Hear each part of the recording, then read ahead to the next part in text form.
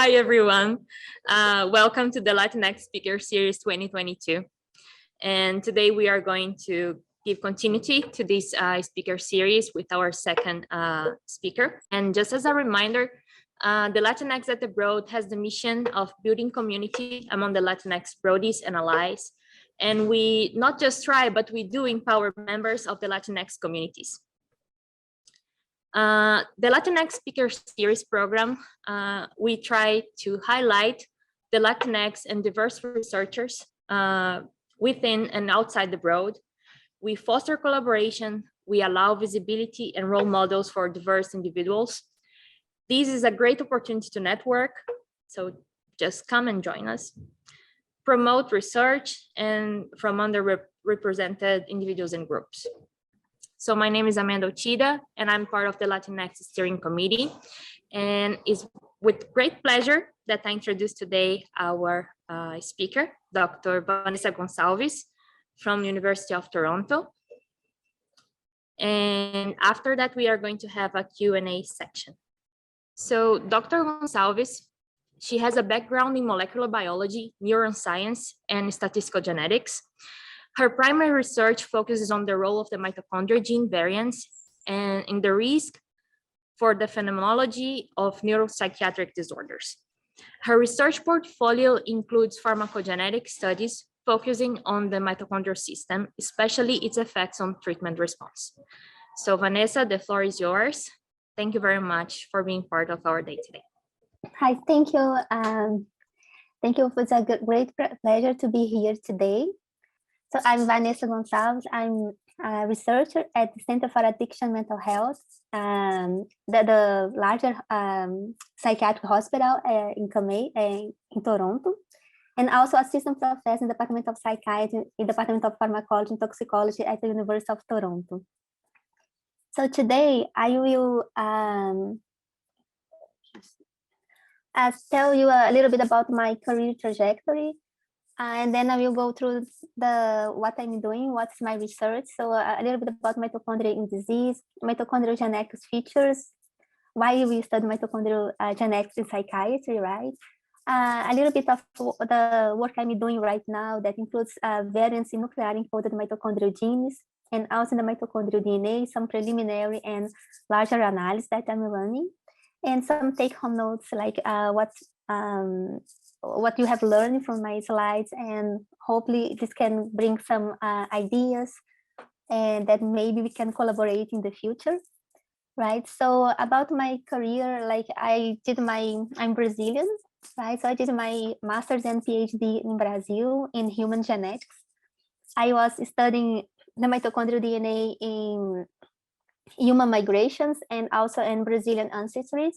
So I was trying to understand like how is the ancestry mix in terms of genetics in Brazilians and correlate that with like historical facts. And also we had like the opportunity to have access for some ancient skeletons in museums, and then we were looking for ancient migrations to Brazil, and we found like Polynesians sequences in Amerindians from Brazil that was not expected. So I was totally using the mitochondrial DNA to identify the maternal ancestry of like a population, like a mixed population. And during this time, I was every time I was looking for a paper trying to understand why we have this ancestry background in Brazilians, the European, and most of the papers, they were talked about mitochondria in disease, right? So I started to read like this, take my attention, what's going on, why mitochondria in disease, it make a lot of sense. Then I decided to expand a little bit my research focus for like psychiatric genetics and moved to Toronto to apply my knowledge in mitochondrial genetics to understand psychiatric disorders. That was 10 years ago, right? When I came, mitochondrial genetics was not like there were not too many studies on that on psychiatry. So slowly I was talking and showing like why mitochondria in the brain. And I was finding a place to start doing my own research that was a little independent from what my supervisor that is Jim Kennedy was doing, but applying something that I brought from my background. And I built some a new expertise for me, and was not also available in the hospital that I'm at CAMAGE. And this was open doors for me. I was publishing papers. I was call attention of other investigators, and in the end, I ended up being promoted to independent scientist. That is my role today in the hospital. That is, it's not like a tenure track, but it's similar to a tenure track that is in the university, but I'm building my career in the hospital that is affiliated with the University of Toronto. And we have the opportunity to give classes in the University of Toronto. So that's how I came from Brazil, from the PhD, to have an experience in Canada and end up find my place here. So now talking about mitochondria. So mitochondria is a cellular organelle. I know I will just give like the context to understand my research. So but mitochondria is a cellular organelle that produces energy in the form of ATP for most of the cellular activities, right? So mitochondria converts the calories from our food and ATP for the cells. The more the organ needs energy, like the brain, heart, and muscles, more mitochondria they have in the cells inside of the organ.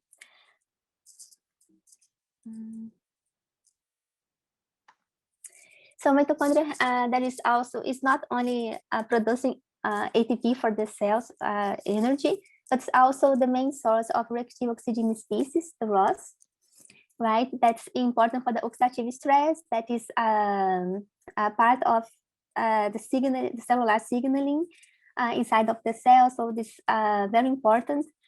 And also for calcium regulation, it also play a role in the cell death through the apoptosis, a role in the senescence, and also inflammation. All important things for us to understand psychiatric disorders. To understand our hypothesis about the mitochondria in psychiatry, I thought it would be important to understand like the oxidative phosphorylation system, especially the electron transport chain, where the protons and electrons from our food comes from the complex 1, 2, 3, 4, and 5. And that protons is bumped to intermembrane space, and the electrons follow a straight line here and go for the complex 1 to 4, where it finds like the oxygen and to produce water, right? And the protons go to intermembrane space, and then they come back to the mitochondrial matrix to convert ADP to ATP.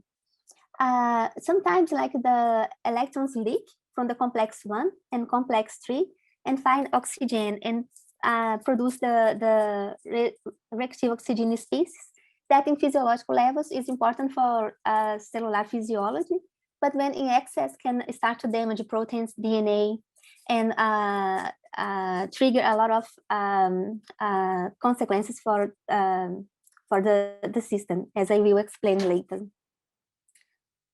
So, so complex 1 and 3 is very important as a main source of mitochondrial reactive oxygen species.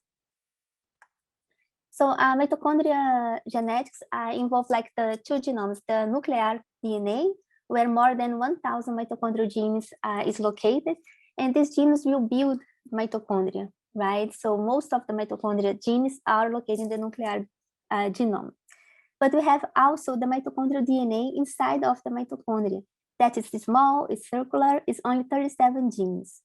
From these 37 genes, 22 are ribosomal RNA, two are ribosome RNA, 22 are transfer RNAs, and 13 are the genes that will produce the oxidative phosphorylation proteins.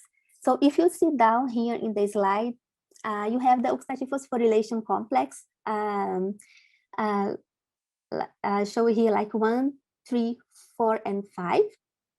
You can see here. And you have like from the complex 1, 7 proteins came from the mitochondrial DNA and 38 from the nuclear genome. But the complex 3, 1 from the mitochondrial DNA and 10 from the nuclear genome. complex 4, 3 from the mitochondrial DNA, and 4 from the nuclear genome, and complex 5, 2 from the mitochondrial DNA, and 15 from the nuclear DNA.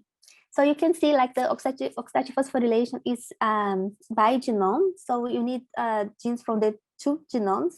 And it's a way to regulate, like the nuclear genome can regulate like mitochondrial function. You can see that the complex 2 is not showed here, because the complex 2 is totally, the genes all came, the proteins come from the nuclear DNA.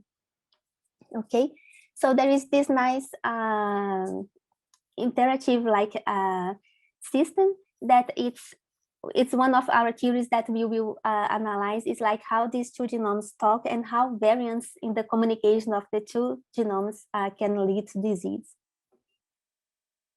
So here it's just a better view of the mitochondrial DNA, but I will show later too. So mitochondrial genetics also involves mitochondrial heteroplasmy, that is the presence of 2 or more types of mitochondrial DNA inside a cell, right? So the heteroplasmy, the levels of heteroplasmy, that will be very important for disease, because when you have like the X cells, you have the distribution of the mitochondria. So you are a healthy individual, but you can carry like heteroplasmy that it's being in low level for you, but you can pass this for the next generations in different levels.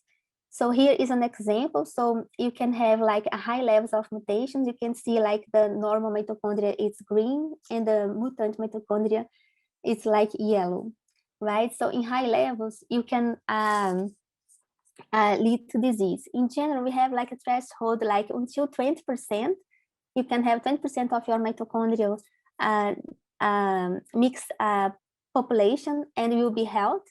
Between 20 and 80%, 90%, you have a mild phenotypes, and a higher than 80, 90%, and then you have like a disease. And adding complexity, like for example, for the position 32, 43 in the mitochondrial DNA, if you have like heteroplasm in the levels of 10 to 30%, it's being reported like diabetes type 1 and 2 or autism. If you have like heteroplasm for this position, the levels of 50 to 90%, you have like multi-system neurological, cardiac, and muscle disease. And if you have like 100%, like now the variant is homoplasmic, to get fixed in the population, in this individual, then you have a pediatric lethality report for this position. So depend if you have like the heteroplasm for this specific positions in the mitochondrial DNA and how much of heteroplasm you carry, you can your offspring can have a different phenotypes of a disease. So here is like just remember you that the mitochondrial DNA came only from the mother. It has a maternal inheritance, right? You can see here in the B panel. And how it means like the variants, the mitochondrial DNA, they are accumulated in a chronological way. In this way, we can map where these variants came from. So for example, if you have here positions, just an example from the position 12 to 3746. And here you have the ancestral allele for the position, and here you have 7 individuals. So each row we call haplotype, is the mitochondrial DNA sequence highlighting the variants for an individual, right? And what we know is that like some individuals, they will share unchanged adaptive variants. And when you see this in a global picture, you will see that they can refer for a specific geographic location. And we call, and we will classify people in groups that we call haplogroups. So depending of your mitochondrial DNA sequence, we can say where your mitochondrial lineage came from, right?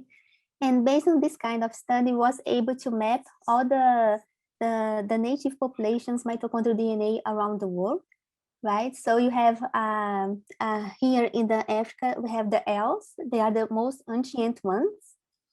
In the yellow, you have the Europeans, and then you have the Asians and the Native Americans that are the most recent ones. the mitochondrial haplogroups, they were generated as the humans migrate from Africa to all other continents, right? And they were accumulating mutations. So just to give an idea, like we have the L's that are Africans, and then when they left Africa, they become M and N. And then the M gave like the most Asians ones, and the N gave some Asians and some of the Europeans.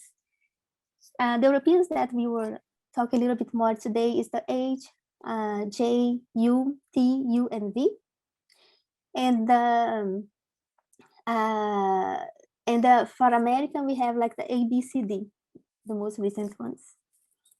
So we use, because these variants, they were important for adaptation in different environments, these variants, they are functional.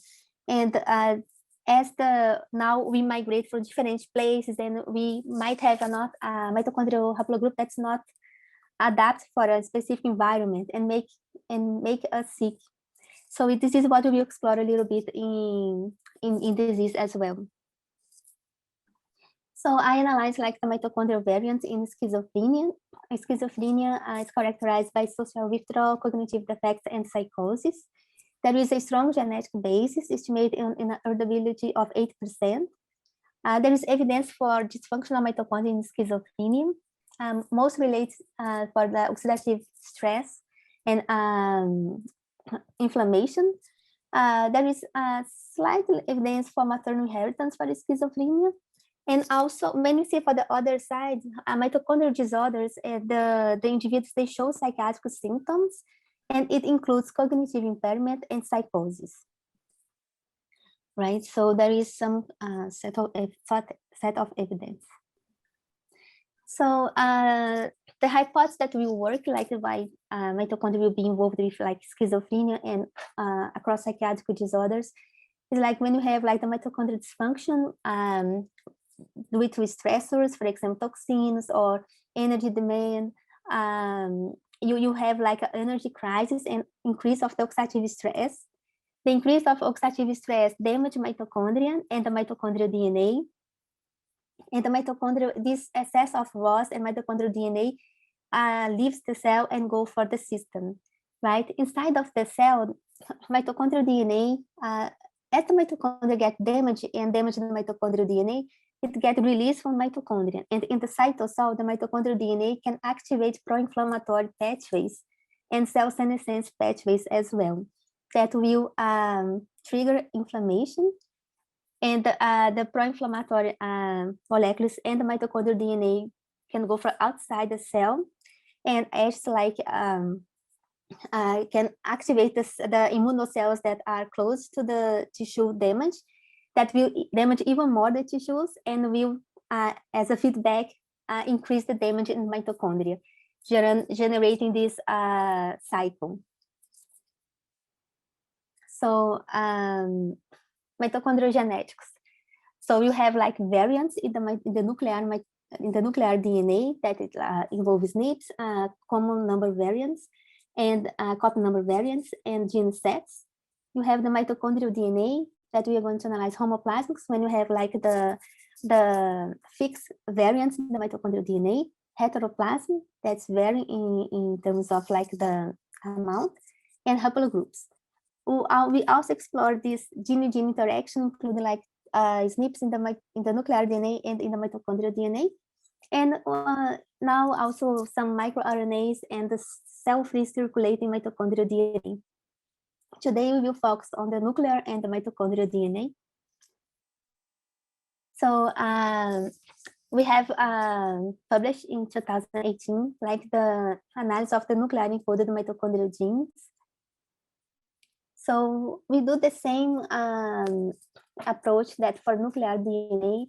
So we after they have the data collection, do the genotype, the quality control for markers, individuals, you do imputation. And when you have like post-imputation clean, your data is clean, ready for analysis, you extract the mitochondrial genes, right? You can get this information in data sets like the mitocarton, that is the most common one.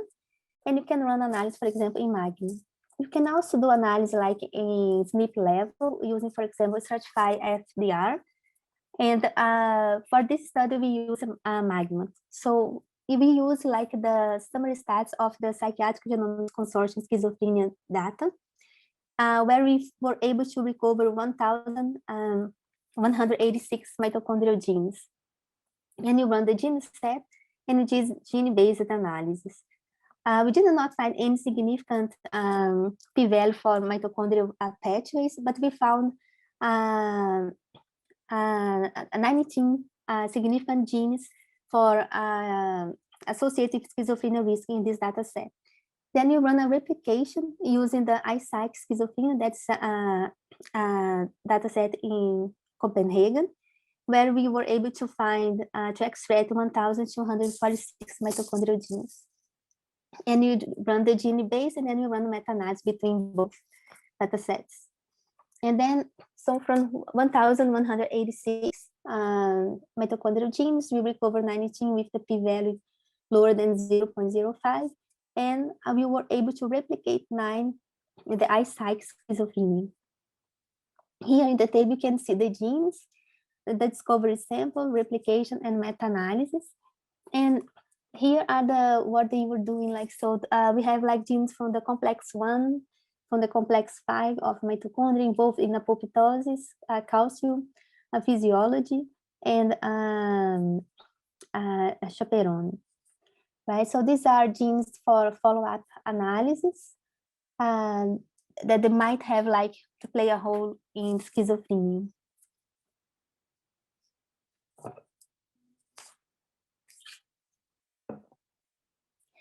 Then I also took a look at the mitochondrial DNA.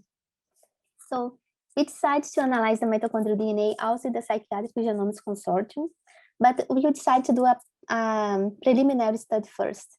So this is the study. We examined the role of common and rare mitochondrial variants in schizophrenia, right? So here is the mitochondrial DNA map. So you have the control region, no genes here. So you have the 37 genes in a clockwise. And you have like the tRNAs are these letters in red, right? And you have these two ribosome RNAs, RNR1, RNR2, right? So there is no introns, it's circular. And what is different in the mitochondrial DNA is that it's haploid, right? And it's in variable number of copies inside of the cells. So in general, like when you analyze this in GWAS, it looks like more a noise. So most of the groups, they remove the mitochondrial DNA from analysis to have to conduct the quality control for the autosomal SNPs, right? So with that, like the mitochondrial DNA variation is not included in the large GWAS consortium. And the genotype array do not cover, and another problem is that the arrays do not cover the key SNPs for mitochondrial haplogroup assignment, right? So when this is kind of a limitation that allow us to move forward in the field, but do not allow us to go in details in haplogroups, groups, and subgroups. So it's two challenges from the beginning. First, you need to ask individual per individual in the consortiums to sometimes load the mtDNA, or you need to go back to the raw data and extract it. It's because it's not most of the time available. And also, you know that you need to do some extra QC to make sure that you are going to clean the DNA and able to work with like a data that you can trust, right?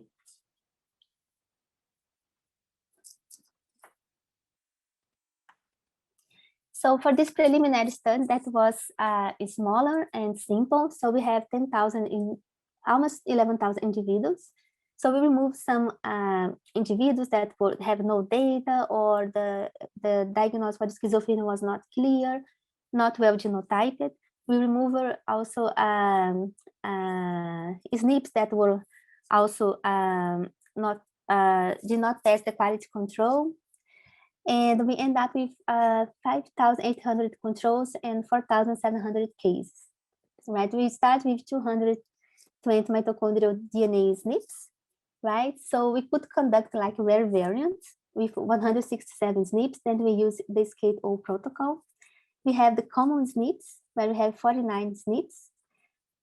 After we do some mitochondrial imputation, and also we do the group analysis, that is the mitochondrial haplogroups, where because of this limitation that we don't have all the key SNPs to classify people in the haplogroups, we have to go with larger groups. And our p-value was 0.001. So for the common SNPs, we have like 3 hits, like that were normally significant, right? And for rare variants, we found like a significant p-value. So you can see like we have much more rare variants in the mitochondrial DNA than common variants. So rare variants analysis is important for this DNA. And for haplogroups, we found like normally significant p-value for the haplogroup J. Let me show you. So here are the groups that I'm talking. So these are the European haplogroups that we found in our sample. The Swedish sample that was analyzed here, they have less than 7% of individuals that were not Europeans. So they were put as like others. And we did not analyze because the sample size were too small, right? So this was done in 2018, but I see now that there is an effort to add more people from other ancestries and a mixed population, that it's important for us, the Latin people, right? So for example, for one of the projects now, I'm dealing now to adapt all the pipelines to include this mixed population and other ancestries, right? So it's I think something good, and I see now that it's really happening, right? But for these studies, we are going only to see like Europeans. So these are the most common mitochondrial haplogroups, and we were able to see here is like the even with limited number of SNPs to classify people in mitochondrial haplogroups, we were able to see who belong to the same haplogroup. They were clustered together. So we could trust in our haplogroup analysis. So going back, so these are the groups, the J, T, the H, HV, and V are 3 haplogroups that we analyzed together, and the U that includes K, that is another group. So here, just for you to have an idea, it's supposed to have all these complex tree here. So we have haplogroup H, HV, V, U, K, but we can't see with these details because of just a limited number of mitochondrial SNPs are in the arrays to not cover the entire mitochondrial DNA. And also some of these, they are not tagged for haplogroups. So we have to work in a macro haplogroup level. So now we have this preliminary data. So we were able to do the analysis on the mitochondrial DNA from genotyping arrays. So we decided to go for larger scale using the mitochondrial DNA that was available in the Psychiatry Genomics Consortium. So now the challenge is much better, right? Because we have much more problems, right? So we were able to access the Psychiatry Genomics Consortium for schizophrenia data and access the wave 2 and wave 3. So from the wave 2, we were able to extract mitochondrial DNA SNPs from 12 sites, and for the wave 3, 20 sites. Right, so it's much less than what is available, but like I said before, a lot of groups, they not load mtDNA. Sometimes it's removed on the first steps of the autosomal QC, and you can't locate them anymore, right? But it was okay because we we considering like only samples that have at least 8 mtDNA variants available and sample size at least 100 individuals. So we were able to extract 370 mitochondrial DNA SNPs that were partially shared across 44,000 samples, 20,000 cases and 24 controls. It's almost like half of the nuclear DNA data available, but for mitochondrial DNA, it's really big for us, right? 144 common variants with minor allele frequency higher than 1%, and 226 are rare variants with MAF between 0.001 and 0.01. So as you can see, like now our challenge is we are not working with just one genotype array, but different kinds of. We have more than 10 different arrays to clean and to merge. So I'll show you how we are doing that. Right, so here it's just for you to visualize. These are the wave 2 and wave 3, the samples that we are accessing, the number of mitochondrial SNPs across the samples, sample size, how many cases, how many controls. Some samples are only cases, some samples are only controls, and we use like, we found controls for the case to have like the best case control samples as possible. So here's how we are cleaning the mtDNA, our workflow. So we have a pre-processing. So we have to update the SNPs in each study, right? So we need to update the reference and alternative alleles. I don't know if you are familiar with like this data, how many of you work with the mitochondrial DNA, but for some arrays, all the mitochondrial genome comes as A and G.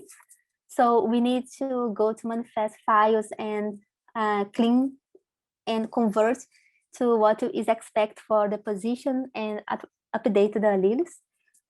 We have to update the positions for our reference. So for us, our reference calls the Cambridge reference sequence was the first mitochondrial DNA that was sequenced and has been using for population genetic studies, and also the same sequence has been used here for analysis of mitochondria in disease. So in this way, we can talk about like the same variants. It's all more uniform, right? So we have to update the positions for we call RCRS, and most of the arrays came in an African reference, and you need to convert to RCRS. That is the most used in any kind of studies that includes mitochondrial genetics, right? So we have to remove duplicate markers, align the reference allele, and set heterozygotes as missing. These heterozygotes might be the heteroplasmy, but we can't trust in the array because the heteroplasm levels in arrays thus far are very low. So we don't know if it's like a noise from the genotype or if you can trust. To trust, you have to go back to intensity files and make sure that it's really high quality. But in most of the cases when we are doing this kind of analysis, you don't have access to intensity files anymore because sometimes the data was generated 10 years ago, right? So it's easier, and they are a very low number.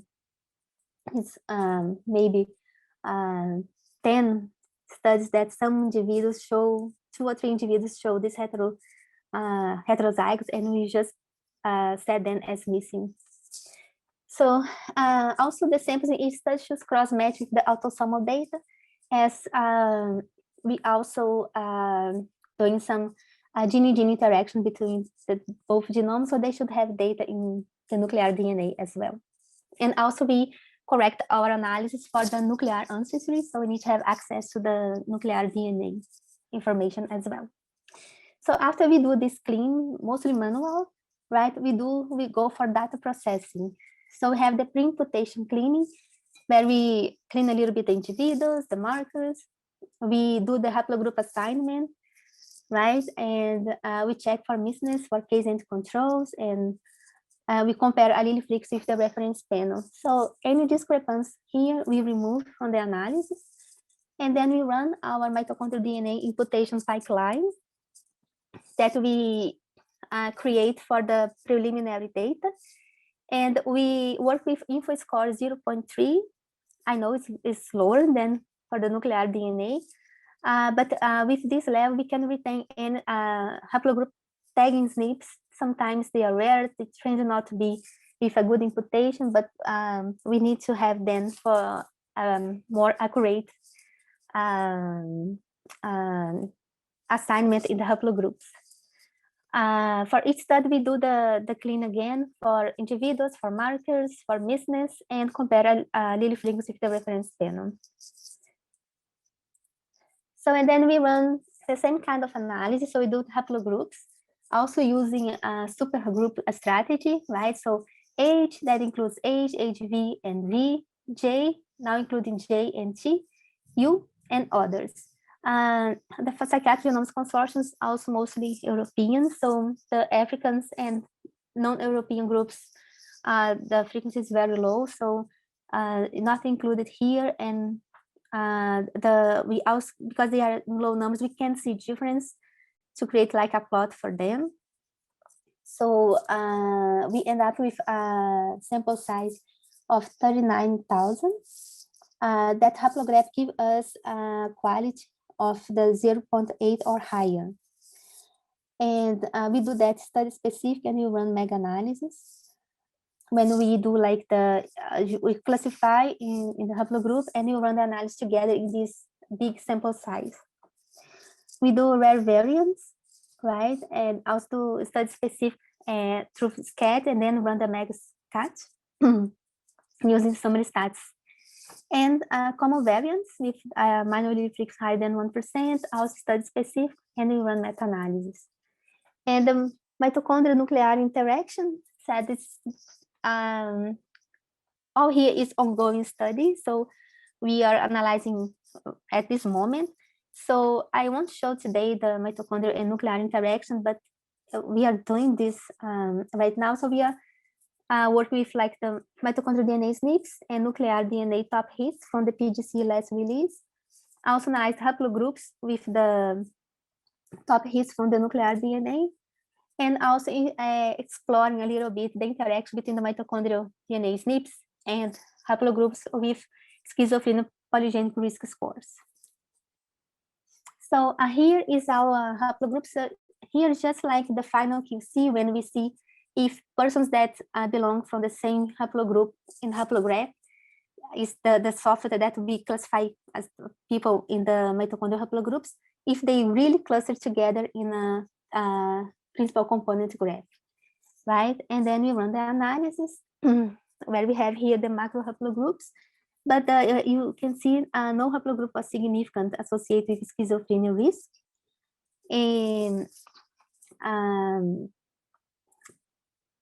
And that's it, right? And here is for common variants top hits. So here's our top hits. You can see also we have just one normally significant, right? But interesting here, I think, is like you see that is a lot of SNPs in this gene in the mitochondrial DNA. That's MD4. That's the complex one. We have like 4 hits for this gene, and also the cytochrome B, that's complex 3, complex 1 and complex 3, that are the complex that we have leak of recursive oxygen species that's associated with oxidative stress. That is our hypothesis, how mitochondrial dysfunction will contribute for schizophrenia pathophysiology, right? Or like the biological mechanism that might be happening, the underlying. And also in red, these 3 mitochondrial SNPs here, they are tagging for the haplogroup J or T that were normally significant associating our preliminary analysis, and especially the haplogroup J has been associated with schizophrenia in other studies. So we found that was interesting to see that they are also appearing our top hits. Here we also conduct rare variants. We did by complex. right? Here, the set cites the number of SNPs that were included. And here is the p-value. So we saw like for the complex one, we got like a significant p-value, right? And complex 3, like nominally significant. The 2 complex also that we associate with oxidative stress, right? So this results like we still not seeing significant SNPs even with like larger sample size, but we believe that we are as we are progressing now and get larger samples for mtDNA, if we increase the sample size, we might start to see signals. At least it's not completely random, the results, and hopefully we will be able to clarify for us if mitochondrial DNA variants they contribute or not for schizophrenia risk, right? So so the take-home notes today. So this is a work in progress, right? So just to hope you can have enjoy and wants to collaborate with us, helping us in this let's say new field. There is a lot to be done, right? And there is like we are many steps behind the nuclear DNA, but there is a lot to do, like new approach, larger samples, good quality samples, sequencing data. There is so much to be done. So it's a field with lots to be explored, like for research. So mitochondrial system is a bigenome system with genes encoded for the nuclear DNA and mitochondrial DNA. Variants in mitochondrial genes may play roles in metabolic neuropsychiatric disorders. Our research suggests that the nuclear encoded mitochondrial genes may play a role in schizophrenia. Now we present 9 genes for follow-up functional analysis. And the mtDNA variants appear to play a role. The results are not positive right now, but I think every time we run with a larger sample, we get more excited that might be something there. So large studies are become available, and we are developing approach to find the right way to analyze this genome and the interaction with the nuclear DNA that we think that is important component and should be added in our analysis. So that's it for today. Here are my collaborators, my funding, and I'm happy to reply your questions and suggestions, and thank you. I see there is some questions here, right? So let me see. On the selection of genes associated with schizophrenia, the select p-value threshold counts for multiplex correction.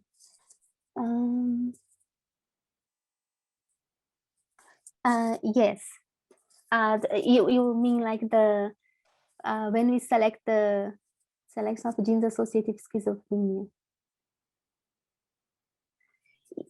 Yeah, we took like these genes from the publication of schizophrenia, like the top hits, from the top hits that were past the p-value threshold in the PGC analysis. We found that most of them, I think from the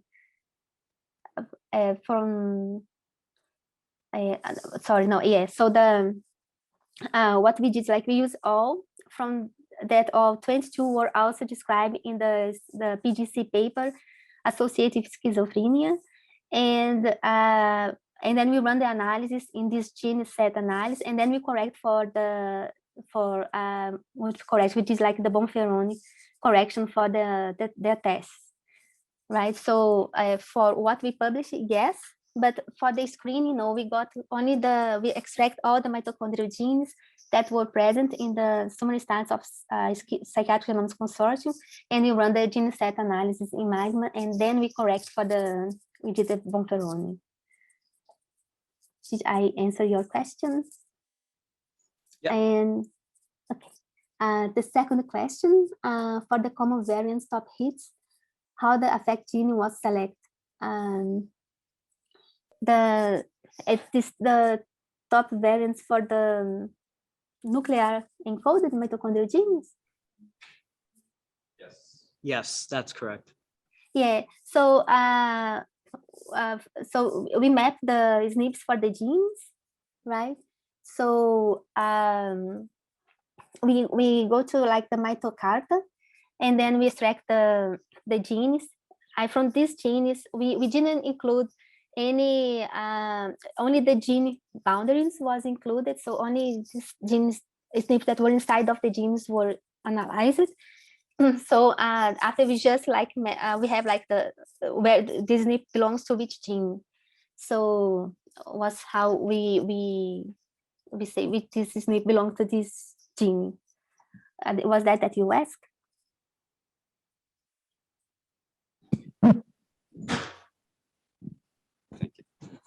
Can you hear me? I guess Yes. you do. Yeah, so my question was related when you were using magma, you have to define the window in order to say which SNPs are going to be associated to a given gene.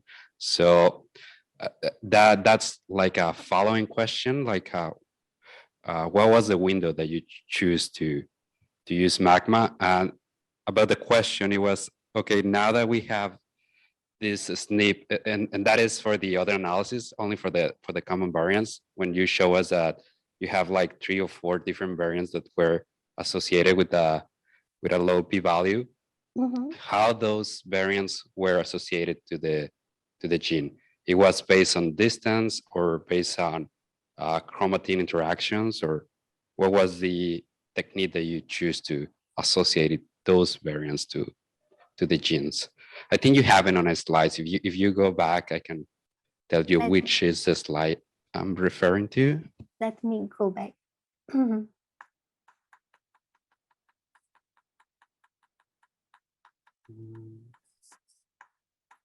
Things back.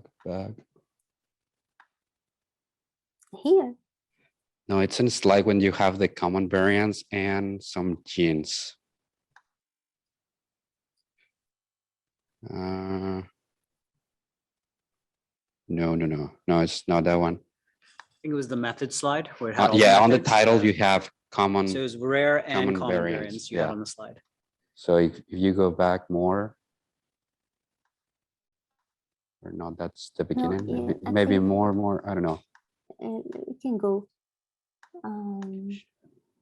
Not here, right? No.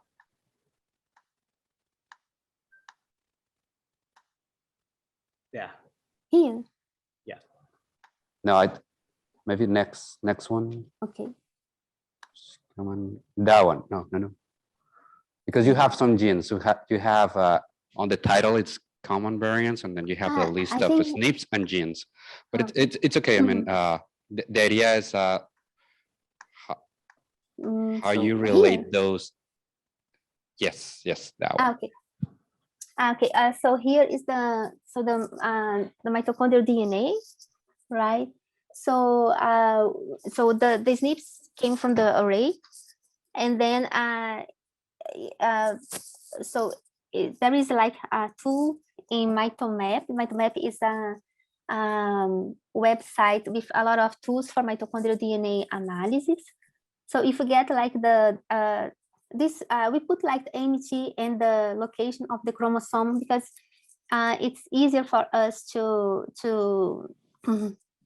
map like the variant with like where in the nuclear in the mitochondrial DNA and things like that. But there is also another nomenclature. But anyways, we put like the position in the mitochondrial DNA map in this tool, and then give us where in the mitochondrial DNA is located, which gene, and some information. If there is some information for this SNP, you can find everything there. Okay. Thank you very much.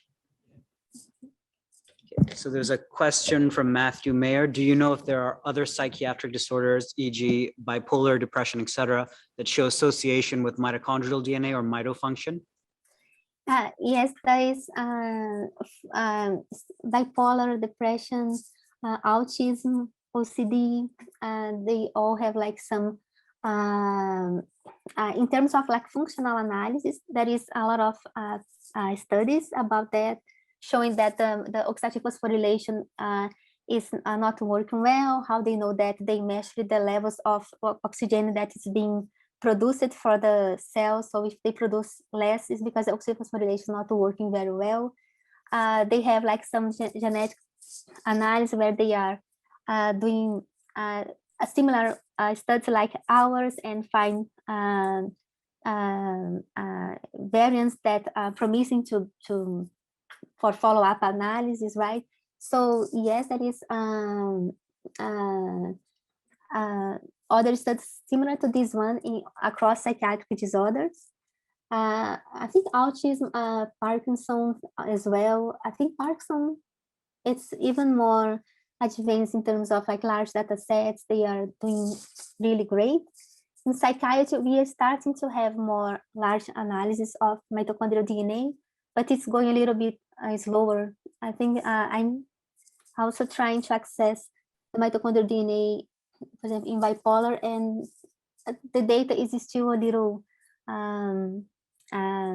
not available. So you have to all these extra steps to look for the data, right? So, but it's getting there. I think that I saw many good papers in the UK Biobank with mitochondrial variants.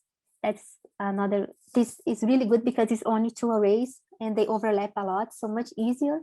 But the diagnosis there is not that so well precise like the Psychiatric Genomics Consortium, right? So I think we will see much more larger studies with mitochondrial DNA across psychiatric disorders in the next years. And then the fourth question was, how difficult would it be to interpret the functional role of mitochondrial DNA changes that correlate with schizophrenia? Yeah, it's very challenging because there is some functional, for example, we can go for like we have like collaborators doing the iPS cells that so you can put like the variant in these artificial brains and see how is the development of the brain.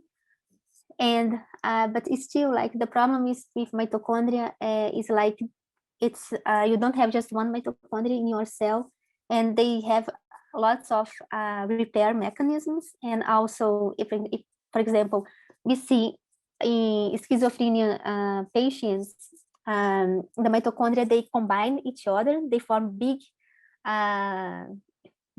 like a combination of 5-10 mitochondria together to improve the amount of energy they are producing. So they trying to solve the problems when you have like deficiency. So sometimes it's hard to measure like how much damage you need to have in your mitochondrial DNA to really stop your mitochondria set, right? To stop working, right? And mitochondria is a vital organelle, so there is like a huge selection before we are born that which mitochondria goes for the egg cells. So very like damaged mitochondria, it's like eliminate. So we work with like a pool of not the best mitochondria, but can keep us alive, right? So the challenge will be like the system trying to hide a little bit the problems. So we can see like the variant, the function, how it's damaged, but will take us some time to understand like how this affects the brain. So there is a lot of steps for us in this kind of research, right? Okay, I had a question about the haplogroups. How many, like PGC is mostly European, so do you have any plans on expanding to more diverse populations? And can you infer anything from the haplogroups you do have to other populations? Yeah, so for Psychiatric Genomics Consortium and